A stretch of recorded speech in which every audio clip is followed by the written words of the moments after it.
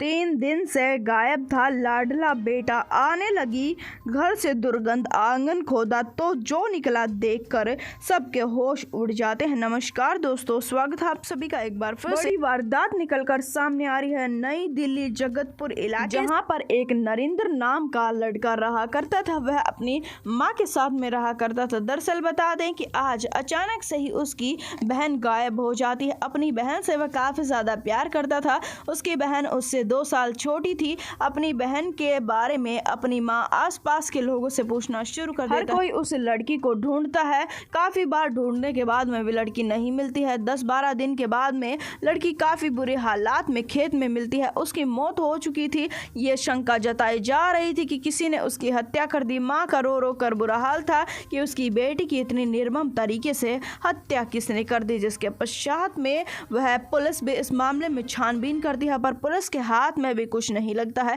देखते ही देखते समय बीतता चला जाता है। अब अपनी बहन के बिना भाई का मन नहीं लगता था। इस वजह से वह काम काज पर भी नहीं जाया करता था। देखते ही देखते उनके घर में लड़ाई झगड़े रहना शुरू हो जाते हैं। आज शाम की बात थी, जिस समय पर महिला रोती भिलकती जाती है पड़ोसियों के घर में और कहती है कि मेरा बेटा नरेंद्र गायब हो गया है, पता नहीं कहां पर चला गया। आज वह काम पर गया था और वापस नहीं लौटा है, जिसके चलते आसपास के लोग परेशान हो जाते हैं। बेटे नरेंद्र के नाम मिलने के कारण महिला काफी ज्यादा रो रही थी। पड़ोसियों को कह रही थी कि पहले मेरी बेटी गायब हो गई है, अब मेरा बेटा गायब हो गया। पता नहीं हमारे घर को किसके नजर लग गई है, पता नहीं हमारे घर में ये क्या चल रहा है। रो रो कर उसका बुरा हाल था। पड़ोसियों को कहती है कि मुझे नहीं पता, मेरे बेटे को ढूंढवा दो, पुलिस को बुलाओ। जिसके मौके वारदात पर आने के पश्चात में छानबीन करना शुरू कर देती है। हर जगह पर पुलिस ढूंढ चुकी थी, उन्हें एक भी सुराग नहीं मिल रहा था, जिसके चलते पुलिस को शक होता है उस समय पर, जिस समय पर बार बार घर से ही दुर्गंध आ रही थी और जिसके चलते दुर्गंध आने के चलते वह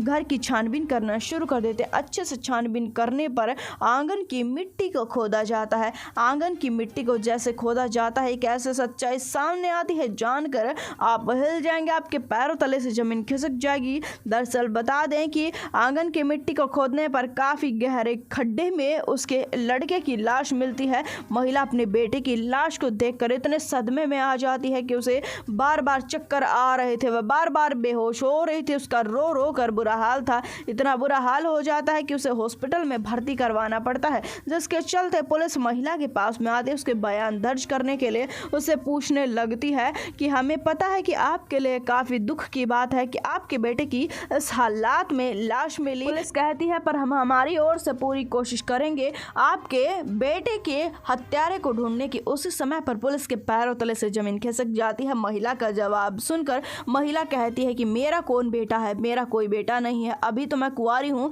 मेरी शादी ही नहीं हुई है। जिसके चलते पुलिस समझती है कि महिला शायद उनके साथ में मजाक कर रही है। इसी वजह से महिला के पास में 2 घंटे के पश्चात में आया जाता है। पर इस बार जो महिला बात कहती है वह काफी ज्यादा हैरान कर देने वाली थी। दरअसल बता दें कि महिला कहती है कि मेरे बेटे की हत्या पड़ोस वाले ही एक आदमी ने कर दी है।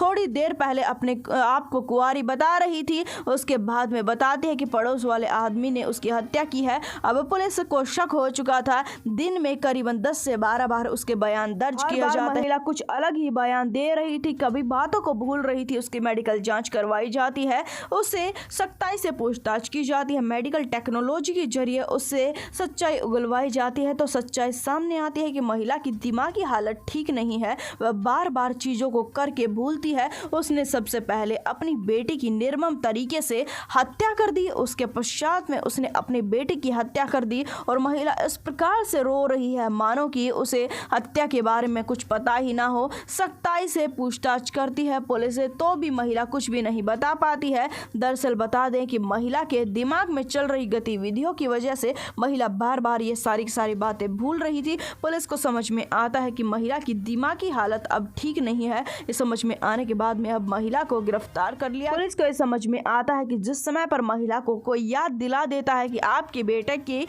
बेटी की मौत हो चुकी है, उस समय पर महिला को कुछ याद आ रहा, वरना महिला को कुछ भी याद नहीं होता। हालांकि पुलिस इस मामले में और गहनता से जांच कर रही है। इस वारदात को जितना हो सके उतना शेयर कर दें, चैनल को सब्सक्राइब कर दें। हम आपसे मिलेंगे एक बार फिर से। धन्यवाद।